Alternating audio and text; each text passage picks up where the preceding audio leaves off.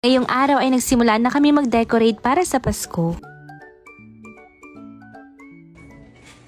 Hapon na nga ito nung dumating itong mga nabili kong Capis Light at Star. Ang labas nga muna ang uunahin namin dahil hindi kami makapagdesisyon kung ano ba ang magiging team namin para dito sa loob ng bahay. Bago nga namin ipakabit eto at sinubukan ko muna kung gumagana itong mga ilaw. Gaganda nga nitong mga marat nung nakaraang Pasko ko pa binabalak maglagay ng ganito. Kung gusto nyo nga rin ito, ilalagay ko na lang yung pinagbilhan nito sa comment section. Eto nga pala ang labas ng bahay namin at kakatapos-tapos lang namin ipa-repaint. Nakakatuwa nga kasi bumagay itong mga Capis Lights na binili ko. Ito nga muna sa ngayon pero marami pa kaming balak idagdag dyan. Magdidilim na rin nung binuksan namin itong mga ilaw at grabe, ang ganda. Napakasimple lang kung tutuusin itong decor namin pero sobrang saya na namin dito. Noong umaga naman ng mga araw na yan ay lumabas kami para bumili ng mga kaunting gamit. Habang pinag-iisipan ba namin ang ipang decor sa Pasko, nauna na namin binili itong Christmas balls na kulay pula. Pula nga ang gusto kong team namin ngayong taon para maiba naman. Alam niyo naman, puro puti at kahoy na ang karamihan sa mga gamit namin. Kaya mas maganda siguro kung merong ibang kulay. Makulimlim nga noong mga araw na to kaya binuksan ko muna itong mga blinds para pumasok ang hangin. Ito namang mga pinamili namin at tinabi ko na muna dahil hindi ko pa maaasikaso sa ngayon. At ang ulam naman natin for today ay liampo steak. Mabas na nga ako ng kusina para timplahan itong nabili naming liampo. Imamarinate ko nga pala ito sa kalamansi, bawang, paminta at toyo. Mamayang gabi pa namang ulam ito pero mas masarap kung mamarinate ito. Kaya habang maliwanag pa ay ibababad na natin.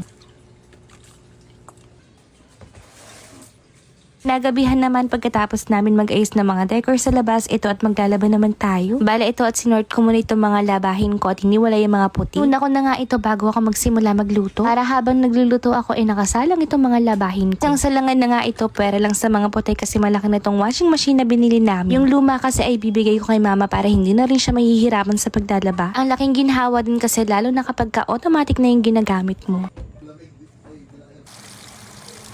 At habang nakasalang naman ng mga labahin ko ito at magsisimula na ako magluto. Nung nakaraan pa nga ako nag-crave dito kaya naman ito at maluluto na natin. Nagpainit lang ako ng mantika dahil una kong pipirituhin yung mga sibuyas na ipang-toppings natin. Mga puting sibuyas ito at hiniwa ko lang ng maninipis. Next naman iprinito ko na itong minarinate ko na liampo kanina. At pagkahango naman ito at ginisa ko lang sa sibuyas itong mga liampo. At papakuluan ko na gamit itong pinagbabaran at kaunting tubig. Takpan lang natin iyan at papakuluan sa mahinang apoy hanggang sa lumambot. Natapos na nga ang mga labahin ko kaya ito at ayusin ko naman itong sampayan. Malambot na rin pala itong karne kaya naman eto at nilagay ko na itong sibuyas para luto na ang ulam namin. Dito na nga rin halos magtatapos ang araw namin kaya good night na muna.